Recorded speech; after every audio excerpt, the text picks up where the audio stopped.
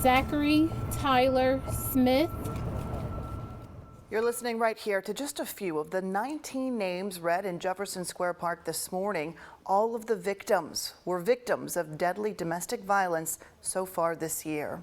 The Center for Women and Families says that number, 19, is nearly double the number of individuals who died last year. As you know, October is Domestic Violence Awareness Month, and the Center for Women and Families leaders say with rising instances of domestic violence, it's more important than ever to speak out. Today, Grace McKenna is sharing one powerful story from a survivor, one that really got your attention today, Grace. Oh yeah, Shea, did. This morning I got to sit down with Amber Ross. She is a mother, she's a community mentor, and she's an LMPD officer. Amber is also a survivor, a story she's never shared before today. Officer Amber Ross shares her heart and her life with the community. I'm a people person, so I love that part of the job. But Tuesday, she's sharing one part of her story for the very first time. I am a person who God has made to tell their story. In 2015, Ross met the man who would become her abuser. I'll never forget the first time he put his hands on me. July 3rd of 2015. For 5 years, there were days she didn't think she'd make it out. They make you feel like you are the lowest of the low, and they know what they're doing. Wednesday, the Center for Women and Families honored 19 others who lost their lives this year to domestic violence. Joan He, Virginia Hahn. There, Ross finally told her story, calling on others to speak up because the center says domestic violence numbers are rising. The number as it stands right now is awful. But what even scarier is we have 3 more months of this calendar year. 19 names read out.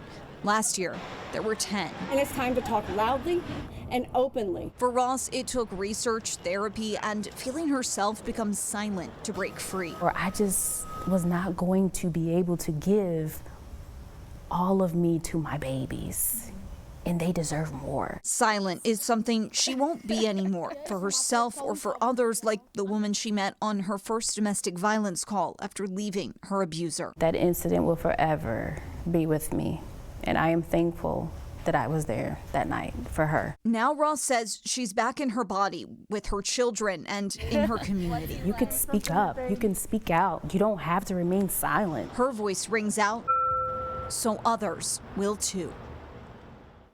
As the Center for Women and Families honored victims, they also reminded people of what community members can do, advocating, speaking about domestic violence, and giving resources to people in your life who may need help. In the studio, Grace McKenna, WHAS 11, on your side. All right, thank you so much, Grace. Well, like we just saw, domestic violence affects more people than you know. The CDC sharing shocking statistics on just how common it is. About 1 in 4 women, nearly 1 in 10 men, have experienced some kind of domestic violence between an intimate partner. That's according to the CDC. These staggering numbers have consequences. About 1 in 5 homicide victims are killed by an intimate partner.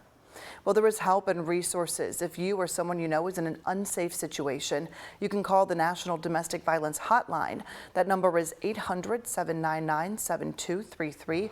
They are open 24/7 with professionals who are ready to help you get out. And still to come,